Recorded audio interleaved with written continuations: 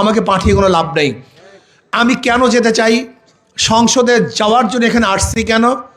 MP হওয়ার জন্য না। 2-1 ডজন এমপির যে শ্রদ্ধা সম্মান আল্লাহ পাক তার চেয়ে কম দানে বেশি দিছে, আলহামদুলিল্লাহ। থাকার জন্য, খাওয়ার জন্য যতটুকু অর্থের প্রয়োজন আল্লাহ তার চেয়ে কম দানে ভালোই দিছে, ভরপুর দিয়েছেন। তা বলতে পারেন হুজুর তাহলে আসছেন কেন? আমি এখানে সম্মান পাওয়ার জন্য আসিনি, অর্থ কামাই করার জন্য আসিনি। এখানে আসছি কেন এটা বুঝতে হবে।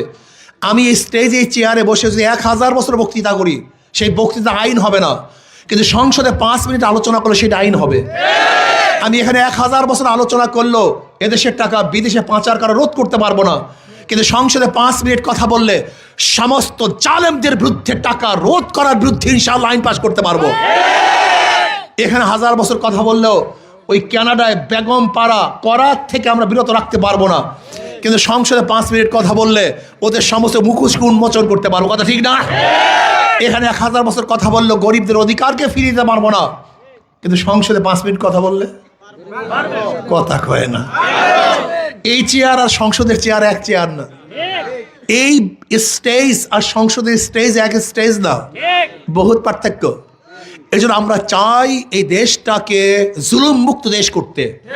মুসলমান, হিন্দু, বৌদ্ধ, খ্রিস্টান প্রত্যেকের অধিকারকে ফিরিয়ে দেওয়ার জন্য চাই। ধরে নেন আমি যদি নির্বাচিত হই, আপনাদের ধারণা কি আমি কোনো হিন্দুর টাকা মেরে খাবো? কোন হিন্দু মেয়ের টিজিং করব, ধর্ষণ করব, সিলোথানি করব? তার মানে আমি নির্বাচিত হলে সমস্ত হিন্দু মেয়েরা আমার কাছে নিরাপদ। যদি আমি নির্বাচিত হই কোনো হিন্দু ব্যক্তির দোকানদার ব্যবসার মধ্যে ভাগ বসাবো, চাঁদা তুলবো, তার মানে আমার কাছে সমস্ত হিন্দুদের ব্যবসা প্রতিষ্ঠান নিরাপদ। আমার কাছে সমস্ত হিন্দুদের ধর্মীয় প্রতিষ্ঠানগুলি নিরাপদ।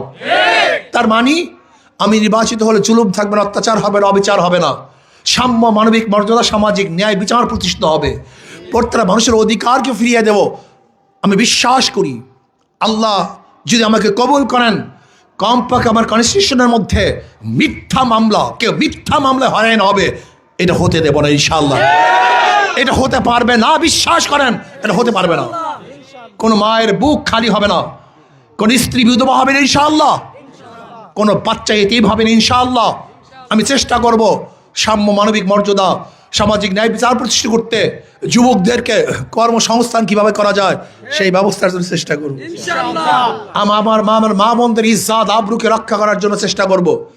খাস করে আমি আমার বাখেরগঞ্জ বাবাদেরকে বলবো, ওদেরকে বারবার নির্বাচিত করেছেন, ওরা কি করেছে আপনারা দেখেছেন, ওরা কি করতে পারে তাও আপনারা জানেন, কিন্তু আমাকে একবারও দেখেন নাই। কিন্তু যদি মনে করেন এই বাংলাদেশটাকে জুলুম মুক্ত দেশ করার জন্য, অন্যায় অবিচারকে চিরতরে রোধ করার জন্য, দুর্নীতিকে চিরতরে কবর রচনা করার জন্য যদি আপনারা সবাই চান, তাহলে আসুন। এই কাজ শুধু আমার না, এই কাজ আমাদের সবার। এই দায়িত্ব আমার না, এই দায়িত্ব আমাদের সবার। মুসলমান, হিন্দু, বৌদ্ধ, খ্রিস্টান, মুরব্বী, যুবক, পুরুষ, মহিলা, সবার দায়িত্ব। এই কাজ শুধু আমার না, এই কাজ আমাদের সবার। এটা আমার দায়িত্ব না। এই দেশকে বিনির্মাণ করার দায়িত্ব শুধু আমার না, এই দায়িত্ব আমাদের সবার। কাজে যদি আমার কথার আস্থা থাকে যে আমি গরিবদের টাকা মারবো না, জুলুম করবো না, অত্যাচার করবো, চাঁদাবাজি করবো না, যদি আমার কথার আস্থা থাকে, আমি অনুরোধ করব একটা বার চেষ্টা করুন, একটা বার ঝাঁপিয়ে পড়ুন।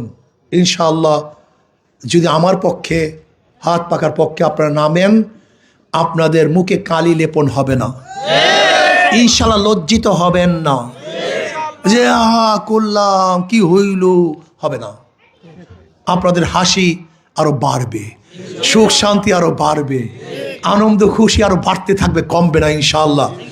গরিবরা বুঝেই না আমরা ওদের আপন, সবচেয়ে ওরা বুঝতেই চায় না।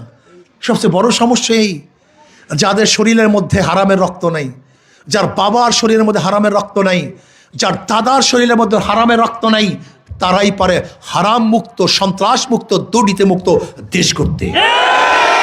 অন্য কেউ পারবে না, সম্ভব না।